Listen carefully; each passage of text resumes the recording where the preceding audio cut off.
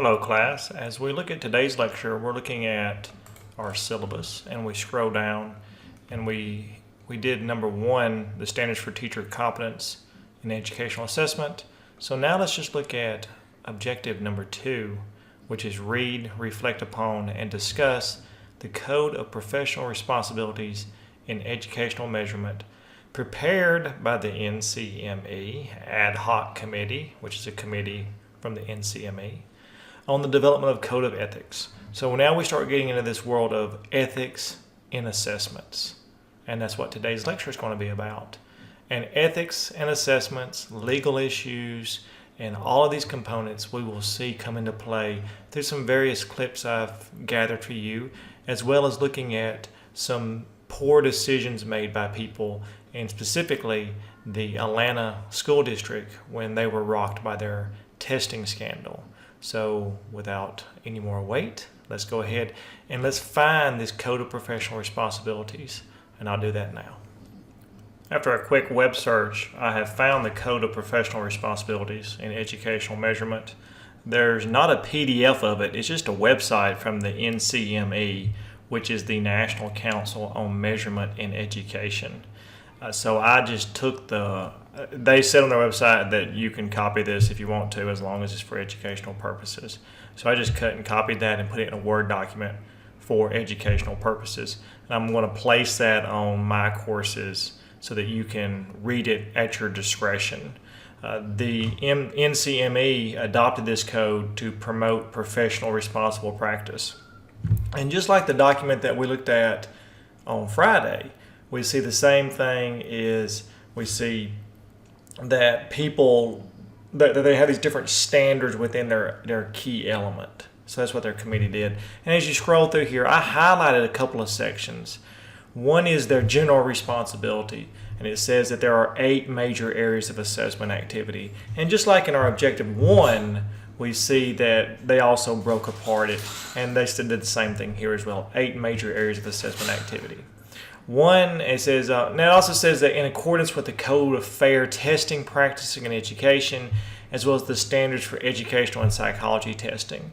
So they kind of cover their bases by saying anyone who wants to follow this document should also follow these documents. Now, I have found a copy of the Code of Fair Testing Practices in Education. I'm also going to place that on my courses. The Standard for Educational and Psychology Testing, which is a book, so I can't get you a copy of that, but it's a major book, and they're kind of covering their bases by saying, please follow this document and also follow all these other documents so that you'll be an ethical person in testing. So as we scroll down, let's look at some of these sections. One section is the responsibility of those who develop the assessment, and these include classroom teachers. Another element it mentions is that we should be free from possible bias. This is always difficult whenever, as a teacher, we create assessments because we all have bias within ourselves. I'm not talking about racism or just bigotry. I'm talking about sometimes we have things such as social and cultural bias. So for example, if I'm writing a test and I'm from the South, I can skew it towards a Southern perspective, which is difficult not to do. The most famous one is, for example, just the way we have terms of phrase. There was a contestant on Jeopardy who called, they said the correct answer was a flash flood, and he answered it a gully washer. Well, they said, well, that's incorrect. And then they came back after the commercial break and said gully washer was a term, a cultural term, which they allowed for flash flood. So they were being biased against someone from Texas or the South who knew what a gully was and called it a gully washer. Same thing as a flash flood. So we sometimes take our bias, and we don't do it intentionally, but we put things in our word or our verbiage which is bias. So it's difficult to get away from bias, and we have to always try to fix that. One way to do it is to have multiple people look at it from different regions, but we really can't do that when we're classroom teachers making a test. So we have to be careful what we do. Now, some teachers are just ignorant when they make a test And you'll see in this clip right here that this person used a bias, a racist, and just a terrible test. And I don't know why she did it, but you can see that from this clip here. A Burns Middle School teacher has been placed on administrative leave over a controversial test that was given to some 8th graders. Parents say that test included questionable language and subject matter that just did not belong in the classroom. Fox 10 News investigative reporter Renee Dials has been looking into this allegation. She's in the studio now to tell us what she discovered. Renee? Well, Bob and Lenise, everyone to whom I showed this test say they can't believe it was actually given to students. It's a 10-question math quiz that highlights prostitution, drugs, and drive-by shootings. I talked to parents and several students who confirmed they were given the quiz on Friday. Some of the kids thought it was kind of funny, but their parents aren't laughing. Well, my son, he took a picture of it in class and he texted it to me, and I was blown. I couldn't believe it. Erica Hall says her son sent her a text photo of the quiz his 8th grade language arts teacher passed out Friday. Hall says even the kids thought it was some kind of joke. Took it as a joke, and she told him that, it wasn't a joke and that they had to complete it and turn it in. The Halls headed to the school today for some answers. This is a copy of the test Hall says her child was given. After outlining the math for a problem involving an AK-47, question 1 asks, how many drive-by shootings can Raymond attempt before he has to steal enough ammunition and reload? Question 8 reads, Tyrone knocked up 4 girls in the gang. There are 20 girls in his gang. What is the exact percentage of girls Tyrone knocked up? Wow. No, ma'am. Unacceptable. Kenitha McMillan is also a parent at the school. She says she wouldn't want the test given to her 6th grader. I also showed the test to Kelly Lee. She didn't realize her daughter Peyton was in the class that received the test. My language arts teacher gave it to us to work, and I was kind of laughing at it because I thought it was off. I'm shocked. I can't believe that's something these questions they would ask children. I don't think this is appropriate at all.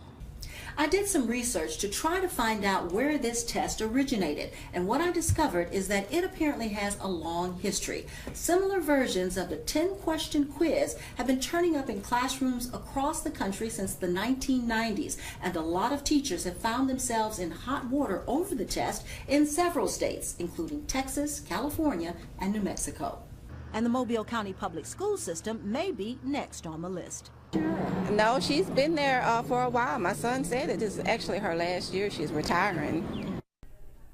The school system has not released the teacher's name. We're told after the parents visited the school this morning, the principal checked out the allegations. A school resource officer investigated the matter, and the teacher was immediately placed on administrative leave pending the outcome of the investigation. That test, it appears, was from some kind of database, and I did some more Google searching and I really couldn't find anything else on that one, but apparently that test continues to appear, and I don't know why teachers keep using that. I would say that they definitely need to review this document and realize that some testing should not be used, and they need to move away from using a bias and just a very controversial exam. I don't know why she was doing that. Sometimes we forget to use common sense. Another thing it talks about in section 1 is accommodations for groups of test takers with disabilities. Also, we need to check for conflicts of interest. And another thing that's very critical is the protection of the rights to privacy. So you're going to see that a lot, and that's the term FERPA, F-E-R-P-A. When you log into Banner, sometimes you'll see a FERPA acknowledgement. That's the Family Educational Rights and Privacy Act, FERPA, also known as the Buckley Amendment, which means that we have to, and we're going to go over that another time when we get to the legal issues. But FERPA is what governs our educational records. Just like whenever you go to a doctor's office and you have to sign HIPAA waivers and HIPAA acknowledgments, HIPAA governs privacy of medical records, FERPA governs privacy of educational records. We also have to develop score reports, correct any substantial inaccuracies in assessments. So that's for people who are developing an assessment product. I would say that teacher right here, even though she was using the test probably over multiple years, was not correcting the test. She was just pulling it out of a filing cabinet. I don't know why she kept using it. Section 2 talks about the responsibility of those who market and sell assessment products and services. So this would be like Educational Testing Service, or ETS, which is also known as Praxis, which they do those tests. Many of y'all have had to take that, and you've had frustrations with Praxis. We all have. Now, if you think about Praxis and Educational Testing Service, did they provide these key elements for you? Did they provide accurate information to the people who purchased the exams? Did they base all their claims about assessment products and services on valid interpretations? Well, yes, they do. If you look at their website, they back up what they say, hopefully. Did they establish reasonable fees for assessment products and services? See, that's one of the biggest complaints for a lot of these standardized tests are the high fees. Did they strive to ensure that no individuals are denied access to opportunities beyond their inability to pay the fees? Did they maintain a current understanding about the assessment products?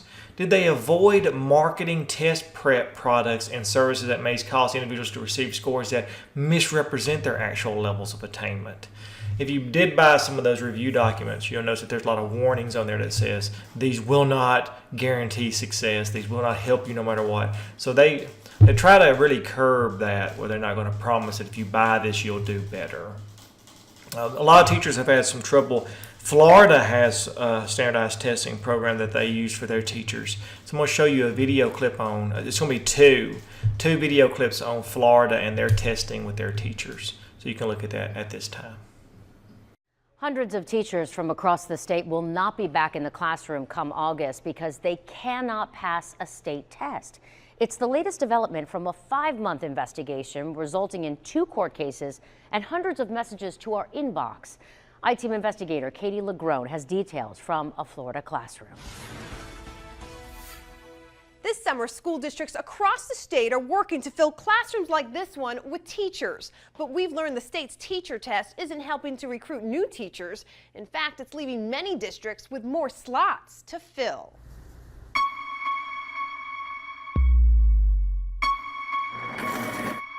"45 questions is not a measure of me being a competent educator." It angers me that a test decides my worth. A lot of people has told me, well, you know, window's closed and another one will open. In this situation, I'm not willing to let that window close. They are Florida teachers who just lost the title. How does it feel that you were sort of pushed out of this industry because of a test? It's terrible. Debbie Booker, a former social worker turned teacher, was just fired after 3 years teaching K-6 special ed at a Title I school. I was allowed to show the best part of me. I've spent my life working with students and trying to make a difference. So was Kathleen Moss, who has a master's degree and 30-plus years working with kids. I always knew that teaching was something that I was called to do, that I'm supposed to do. This is my thing. Known as the FTCE, it's a battery of must-pass teacher tests to get a license to teach here. But after a series of revisions made the test harder in 2015, failures are up. Math went from an 80% passing rate in 2014 to a 57% passing rate last year. Numbers that didn't add up for Debbie, Kathleen, and Claudia Borges in Hillsborough County. And now I don't have a job. One of nearly 24 teachers the school district was just forced to fire because of the FTCE. It's always something that's difficult to deal with, that we have to terminate a teacher over testing rules, but we do have to follow state law.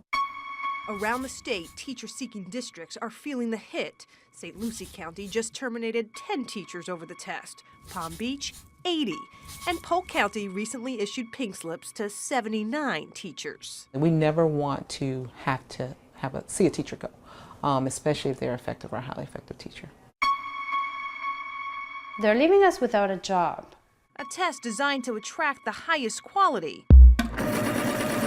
Now forcing many I'll be looking for another job. to start all over.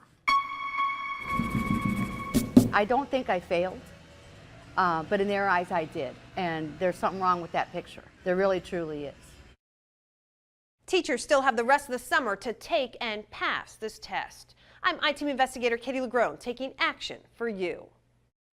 Meanwhile, the state stands by these revised teacher tests and the rise in failure rates. And as Katie has reported in the past, the state anticipated failures to increase and is consistently monitoring the scores. New details on how the state came up with these revisions, new passing scores, and score breakdowns can be found right now on our website at abcactionnews.com.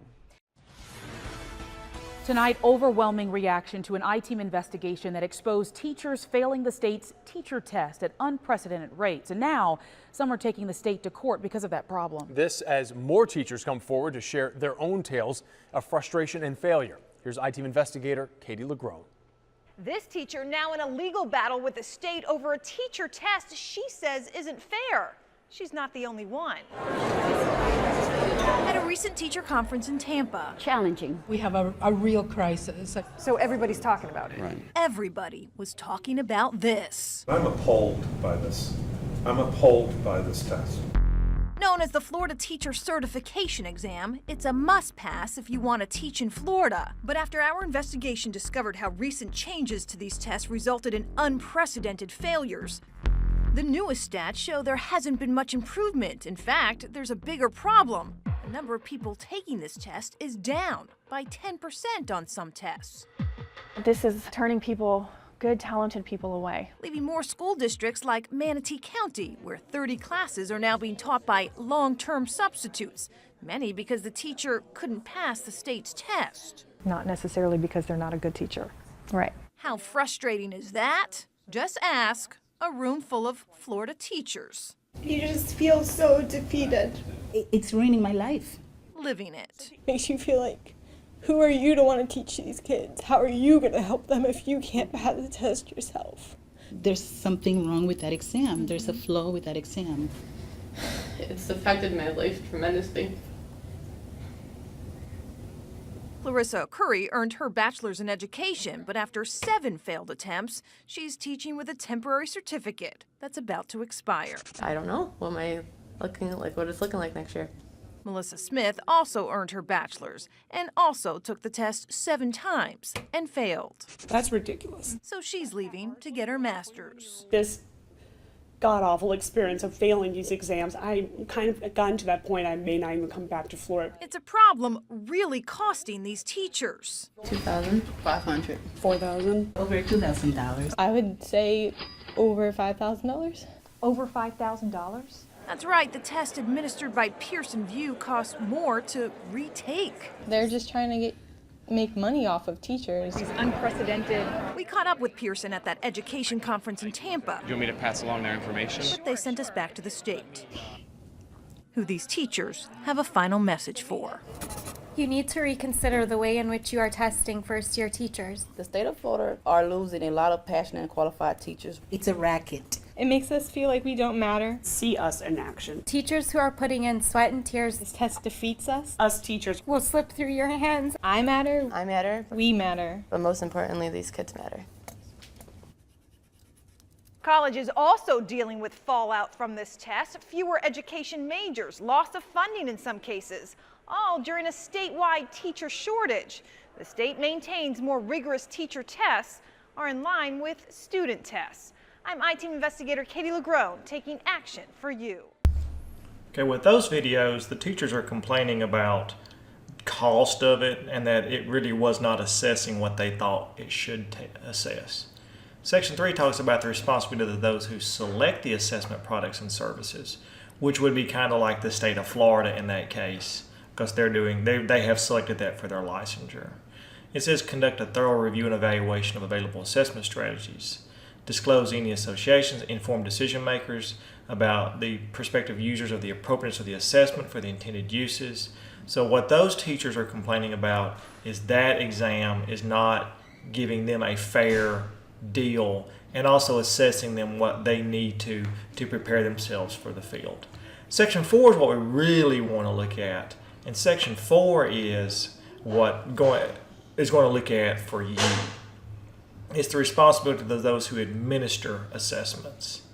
Sometimes as an educator, you will need to proctor or administer an exam that is a standardized test, which would be like a state test.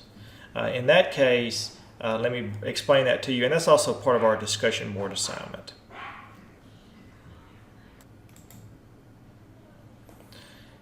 One thing it talks about is taking appropriate security precautions. So whenever, as a first-year teacher or as a 10th-year teacher, what ends up happening is you will be selected with the honor of administering a state test. In that case, you'll be either a proctor or an administrator. The administrator has a specific role that's going to be outlined in the testing document. The proctor is generally designed just to walk around. They usually want 2 people at the test at all times. So the counselor/testing coordinator will bring the test down on a cart with another person as a witness. They will hand them to you with a proctor in the classroom. So you'll always have 2 people there at all times. You'll notice that during the discussion board question, I've asked you to, as a proctor or an administrator, how can you, looking at these key elements, these key responsibilities, help better prepare your classroom and your class for a state test. So for example, understanding the procedures. So you may want to sit down with the testing coordinator and ask them what will be needed for you. Let's see, administer only those assessments for which they're qualified by education, training. So just ask the person, how am I supposed to handle this? Take appropriate security precautions before, during, and after administration, which means having 2 people there, covering up any maps in your classroom. I don't want to give up all the answers, but just look at these and realize how you can kind of help yourself get ready for a standardized exam being offered in your classroom. Now, with that said, provide reasonable opportunities for individuals to ask questions, and that's usually documented in the administrative notebook. It'll actually say, read these directions to the students, and then you read them, and then it says, ask the students if they have any questions, and you're supposed to take a pause. So usually in the document, it's very well written there. And protect the rights to privacy, which is FERPA.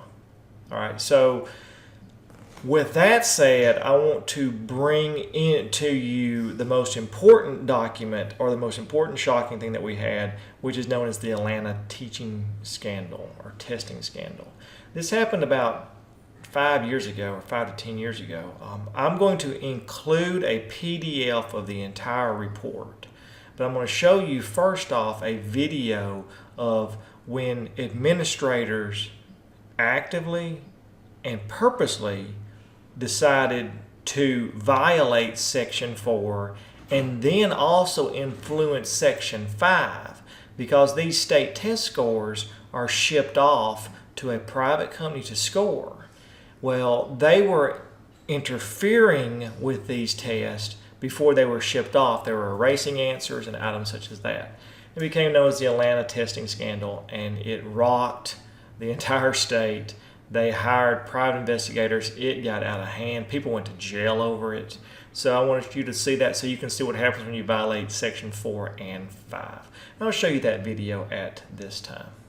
It was one of the biggest scandals ever to rock American schools. Nearly 200 educators in Atlanta were accused of systematic cheating, including changing answers on the state's standardized tests in order to boost student scores.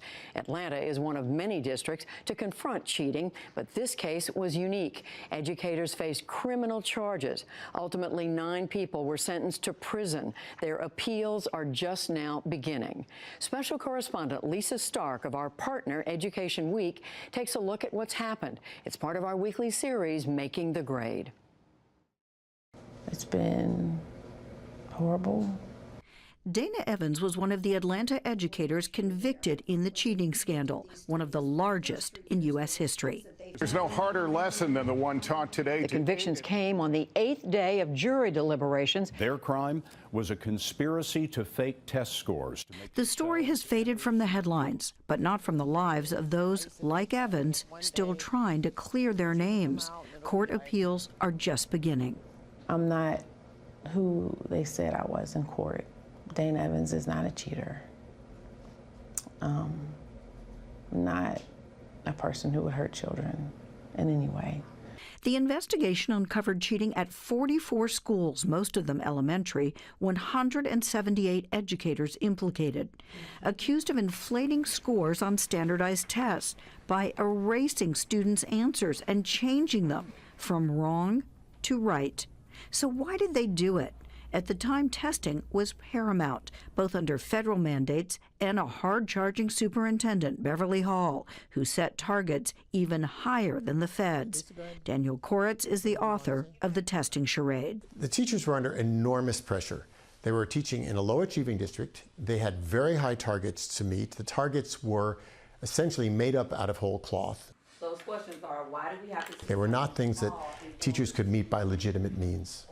Also in Atlanta, raising scores could earn educators accolades and bonuses. Not doing so could cost them their jobs. In Evans' case, investigators found as principal at Dobbs Elementary, she did not cheat or encourage it, but should have known it was going on. She is still dumbfounded at her conviction and the contention that educators cheated for money. I got bonuses 1 year out of the 4 years that I was a principal, and it was $1,000. And I gave more than $1,000 to Dobbs. I paid for kids' uniforms, and I paid people's rent and their gas bills, and it is offensive that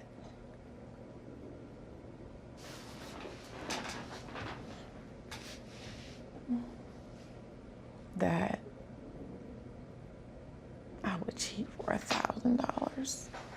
Cheating by educators has been reported in some 40 states, but Atlanta, a largely African-American high-poverty district, was one of the only places where prosecutors brought criminal charges. Conspiracy under Georgia's racketeering law, a law often used against the mafia and drug dealers, not educators. Ultimately, just a dozen Atlanta educators ended up before a jury. Others pled or were let off the hook. As for Superintendent Hall, she died of cancer before trial. 11 of the 12 in court were convicted. All I want from any of these people is just to take some responsibility, but they refuse. They refuse.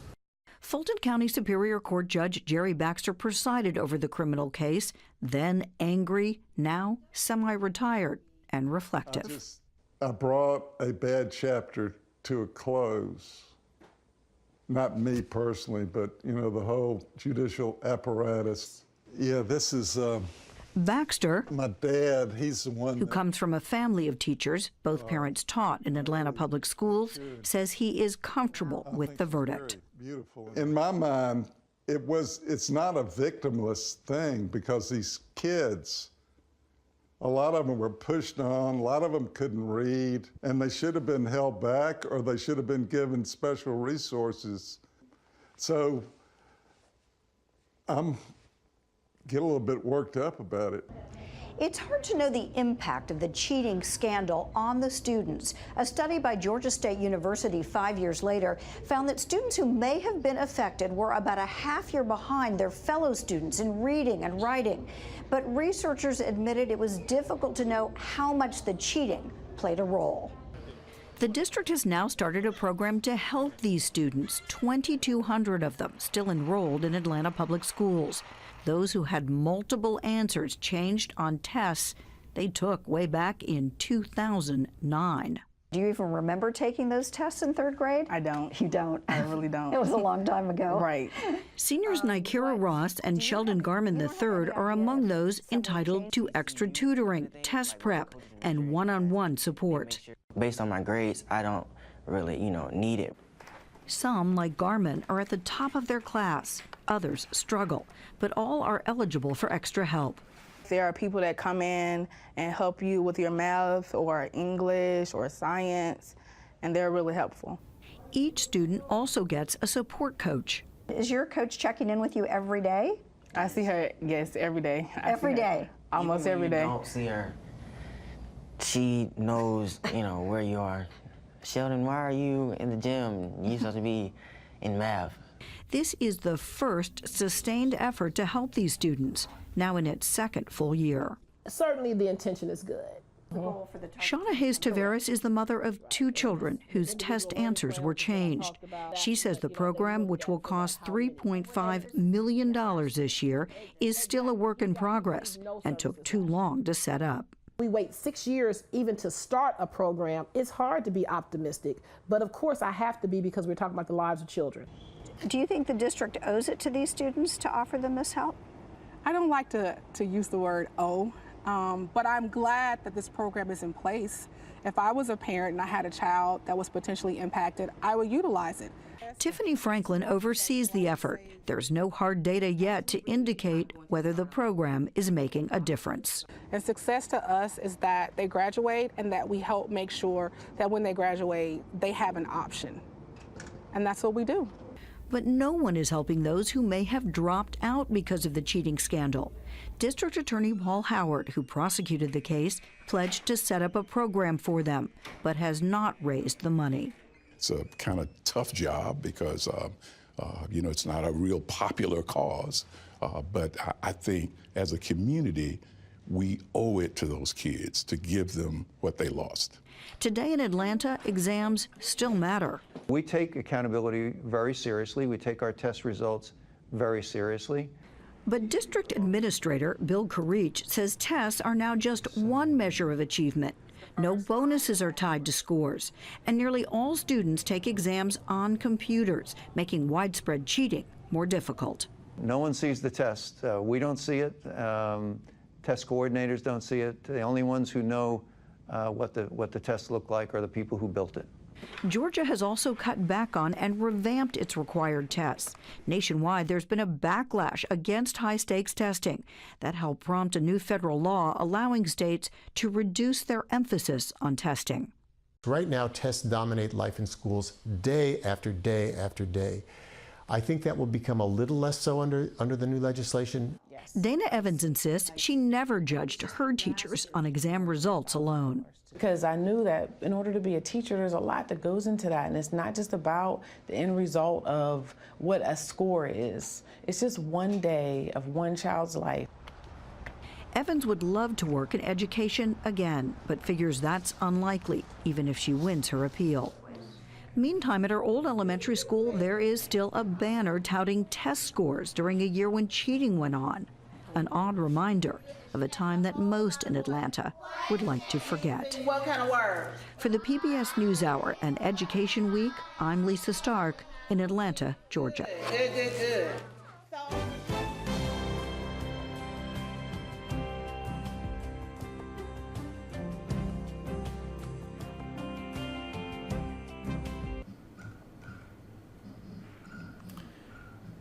The Atlanta cheating scandal will be discussed a little bit later in more depth. I'll let you actually give you a homework assignment based on looking at that document. So I'll give you a little bit more interpretation of that.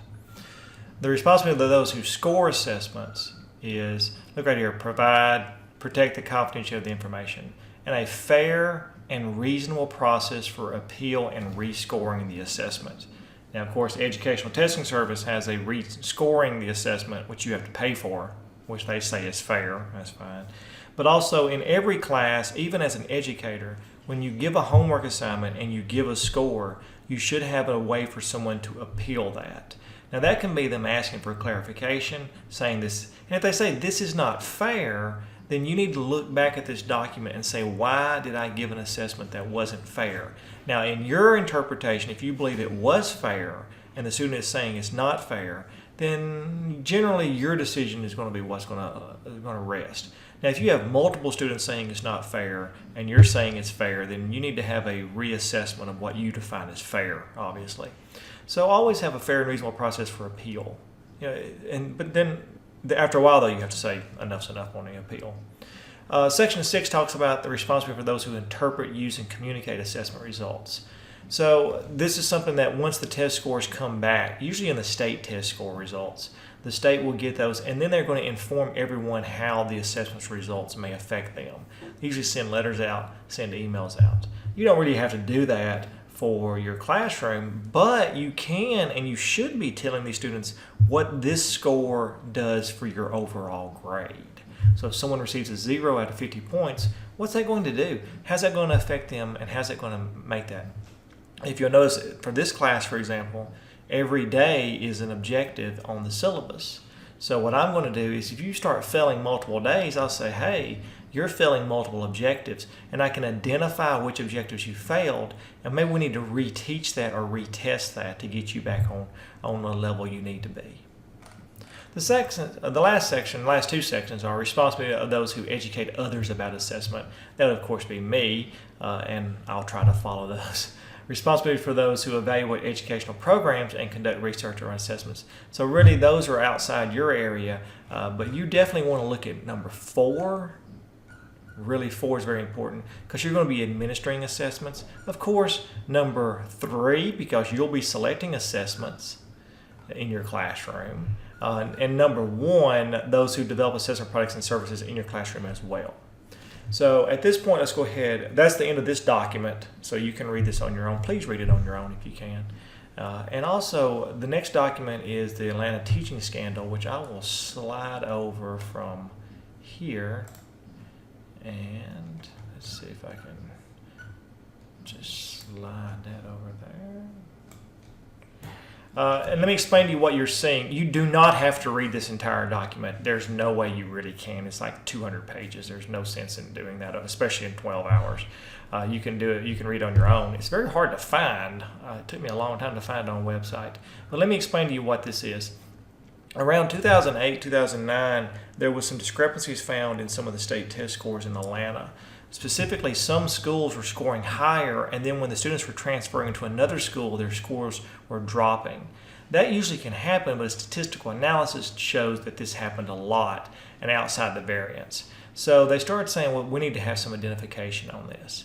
So a lot of people, news reporters started interviewing teachers, and there was these rumors of cheating that was occurring in the testing services. So finally what happened, because state test scores are governed and financed by the state Department of Education, it becomes a state law if you violate those. So the governor of Georgia, he charged the Georgia Bureau of Investigation to do an investigation and look into this. So all of these school teachers were brought in one-on-one, and they were invited to come in if they wanted to. And they sat down at a desk, and there's this guy, and he takes off his jacket, and there's a gun, and there's a badge. And he puts the gun down, and he puts the badge down, and he says, okay, let's begin this interview now. So it's very formal then. And he goes, oh, by the way, I'm a state agent, so if you lie to me, that's going to be put into testimony that's going to end up causing you more trouble. So they're like, oh, that's not good. So then it got real really fast for these people. So what happened was they started telling the truth. Now, if you look at this report, which came from all of those interviews, and if you ever just go into this report, you will see that the principals were not interviewed for the most part because they lawyered up. But the everyday teachers, the ones who didn't have much money, they did testify and they did talk. The end result was and you saw the video, which was 10 years after. The end result was a lot of the principals were convicted and went to jail for brief periods of time and really hurt their careers and had to pay back money as well. So this report, if you ever just want to scan it, you can get through some of these.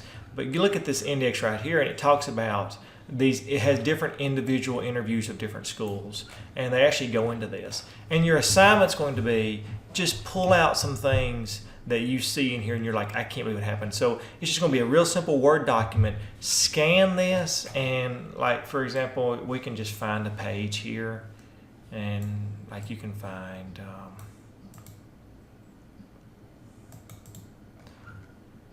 narrative, like this summary of evidence. Since 2001, Principal Salters, testing coordinator, and numerous teachers participated in a coordinated school-wide cheating scheme. He instructed certain teachers to see Rogers DeShane students' answer sheets.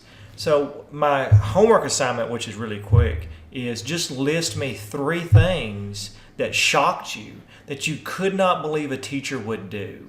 And there's examples throughout this entire narrative of teachers being bullied, teachers being told if they didn't cheat they were going to be in trouble, teachers having cheating parties, eraser parties where they went to the teacher's house and started erasing answers. So give me 3 head scratchers. I can't believe, and just cite the page. Like for example, on page 60, I could not believe that a principal distributed the answer keys in the students' answer sheets to other teachers. So that would be one of them. And just show me that you looked at different little pages. So just say like on page 62 or on page 68, and you can scroll through here and find all these easy ones. But just look at some of these narratives. Matthew Hall reported that during testing week, Principal Brown ordered everyone to leave the school by 4 and canceled after-school activities. Well, that's kind of a questionable thing right there. Tanya Green denied cheating. She did not have a key to the vault where tests were. Only Principal Brown and Davis kept that key. Okay, well, that's not really a head-scratcher. When confronted with evidence of his involvement in changing answers, Principal Brown denied cheating.